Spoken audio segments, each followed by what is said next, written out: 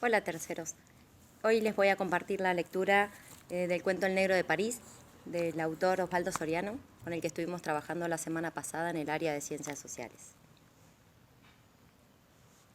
Ahí empiezo. El negro es un gato tranquilo, distante, tosco a veces, sin ser grosero. Mi papá y yo fuimos a buscarlo una tarde a la Sociedad Protectora de Animales de París. Habíamos llegado tiempo atrás a Francia y yo me sentía muy solo, sin entender muy bien por qué habíamos dejado Buenos Aires con tanto apuro. Mi papá y mi mamá me explicaron muchas veces que corríamos peligro mientras los militares gobernaran el país y que sería mejor que yo creciera y fuera a la escuela en un lugar donde me enseñaran a vivir en libertad. Cuando nos fuimos de Buenos Aires, no tuvimos tiempo de llevarnos nuestras cosas. Yo tuve que dejar un triciclo y un largo tren eléctrico que hacía marchar entre montañas, bosques y ríos que caían sobre la mesa del comedor. Pero lo que más me dolió fue dejar a Pulqui, que dormía conmigo hecha una bolita tibia, acurrucada entre mis piernas hasta que me despertaba a la mañana siguiente, siempre a la misma hora, para ir al colegio. Cuando llegó el momento de ir a tomar el avión, mi tío Casimiro vino a buscarla y me dijo que no estuviera triste, que él la cuidaría, y que cuando volviéramos iría con ella a buscarnos al aeropuerto. Me lo prometió. Esperó que la acariciara un rato y después la metimos en una canasta de mimbre. La oí maullar mientras mi mamá me abrazaba y me apretaba muy fuerte y me decía que pronto volvería a verla. Llegamos a Francia y tuve que hacer nuevos amigos que hablaban un idioma cantarín y engolado, que al principio no entendía. Todo era nuevo para mí, el idioma, pero también la nieve, las calles que se terminaban enseguida y si uno doblaba la esquina se perdía, porque en París es imposible dar la vuelta a la manzana. Les muestro el plano de mi barrio y díganme ustedes cómo harían para ubicarse en este enjambre de callecitas. Lindo lío. No sé cómo se las arreglará el cartero para ir y venir por ese jeroglífico, pero de vez en cuando traía una carta de mi tío Casimiro para papá y mamá y una foto de la Pulqui para mí. Pero la foto no me bastaba. Yo quería acariciarla y jugar con ella como antes. Y tanto la extrañaba que un día mi papá me propuso que le buscáramos un amigo, un lindo gato que pudiera recorrer las calles de París sin perderse y que alguna vez llevaríamos con nosotros a la Argentina para que se reuniera con Pulqui y le contara cómo es esta ciudad vista desde los techos.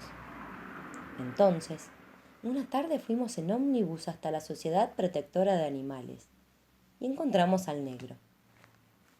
Había muchos gatos y perros, gente que los miraba y les hablaba.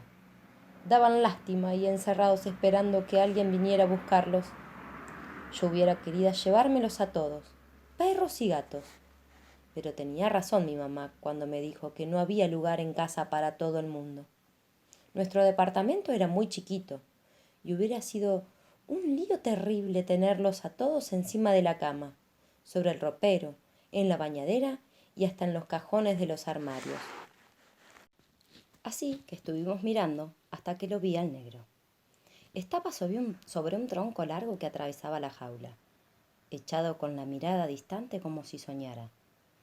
No bien lo vi, con esos ojos redondos como cacerolas y esos bigotes largos como cañas de pescar, me pareció que lo conocía de toda mi vida.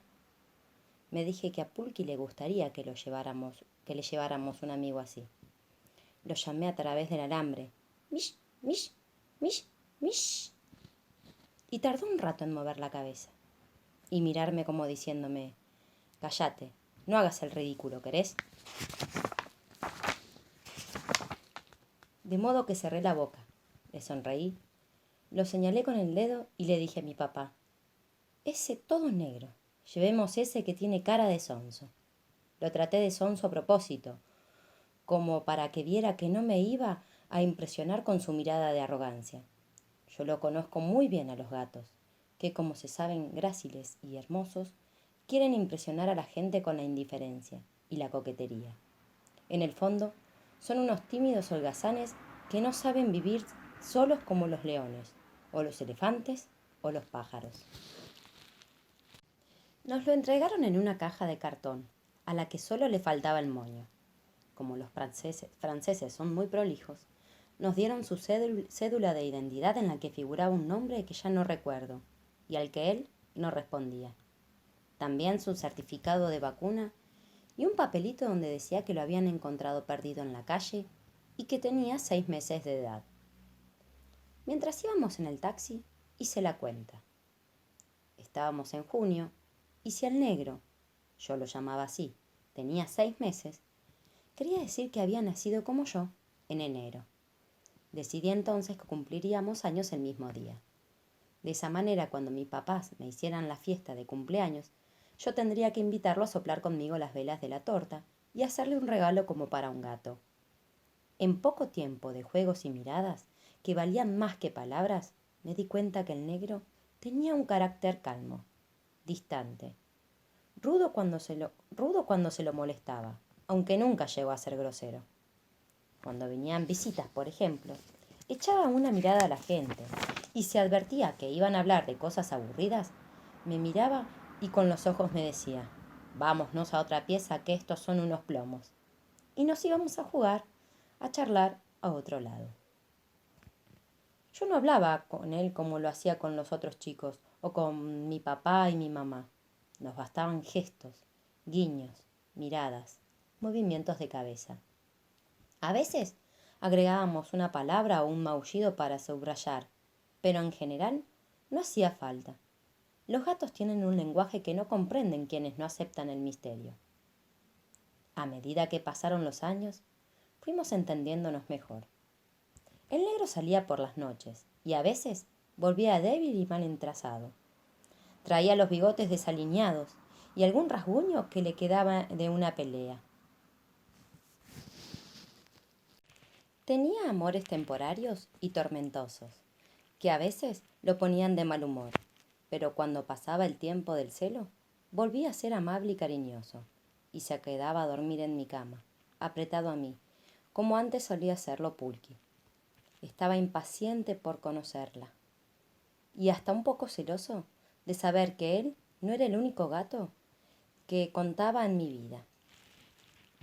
Entretanto, yo había aprendido a hablar y escribir en francés, y tenía buenas notas en la escuela. Lentamente, sin darme cuenta casi, Buenos Aires empezó a ser para mí una curiosidad que mis padres nombraban con pasión y a veces con miedo. Mis amigos del colegio no sabían nada de la ciudad en la que yo había nacido.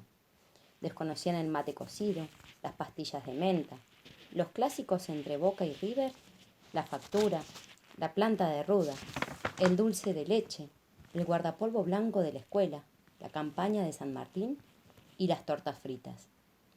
También yo empezaba a olvidarme de aquel mundo tan lejano.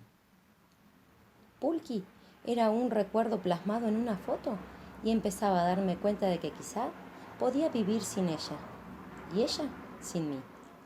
Por supuesto que me entusiasmaba la idea de volver a verla jugar, de volver a verla y jugar con ella, de presentarle al negro e imaginar que saldrían juntos a retozar por los patios, las veredas y los techos. Cuando a fines de 1983 los argentinos restauraron la democracia, mi papá y mi mamá empezaron a hablar todos los días de volver a Buenos Aires. Decían que había que regresar para hacer un lindo país, una nación donde yo, que estaba terminando la escuela, pudiera vivir en libertad, con justicia y sin miedo, para que nunca tuviera que irme como ellos se fueron. Por las noches mi papá desplegaba un gran mapa de la Argentina sobre la mesa y me contaba cosas que yo no había aprendido en el colegio francés. Recorría con su gran dedo índice ese triángulo que se termina en la Antártida y me contaba de las provincias cálidas de la Mesopotamia, de Cuyo y de la Patagonia fría y rica. Me relataba las batallas de la Independencia. Me hablaba de la primera Junta, de Moreno, de Belgrano, de San Martín, de Rosas, de Sarmiento, de Irigoyen y de Perón. Empezó a darme algunos libritos que al principio me aburrían, pero como él me explicaba con infinita paciencia y a veces hasta me hacía reír, fui leyéndolos y aprendí desde muy lejos a conocer el país en el que había nacido. No había en la Argentina dragones ni elefantes, ni leones de gran melena, pero había tigres de los llanos, peludos gorilas, salvajes unitarios, caciques y hombres a caballo. Poco a poco mi papá me fue contando una historia larga de desalientos y de utopías, y me decía que yo debía heredar, sobre todo, la esperanza. Mientras mi papá me hablaba, el negro nos miraba como si la conversación le interesara. De vez en cuando le acariciábamos la cabeza o le rascábamos el cogote bajo la trompa, y podíamos oírlo ronronear. Poco a poco, empezó a soñar con ese país misterioso y mío que mi papá y mi mamá me hacían revivir todas las noches. No era tan extraño y ajeno como el de Sandokan, ni tan fantástico como el de Tarzán, ni había en él islas con tesoros escondidos. Pero era el mío, y ahora podíamos volver, y mi curiosidad se había despertado. A veces, antes de dormirme, pensaba en cordilleras nevadas, tierras rojas, llanuras interminables y guardapolvos blancos. Una de esas noches, el negro se echó a mi lado, juntó las patitas de adelante bajo la trompa, tiró los bigotes hacia atrás y me dijo con un abrir y cerrar de ojos que había una manera de mirar sobre el mar, de ver mi país y así palpitarlo antes de volver definitivamente. Me sorprendí, sabedor de las bromas que el gato pícaro solía hacerme a esas horas. No, me insistió, no bromeo. Puedo mostrarte el mundo entero si te animás a subir conmigo alto, muy alto. Y así emprendí la gran aventura de mi vida. Una aventura que ahora me animo a contar y que todavía me parece haber soñado, porque todavía siento mi propia respiración agitada, mi corazón que salta de emoción y mis ojos que se abren enormes para ver del otro lado del mar.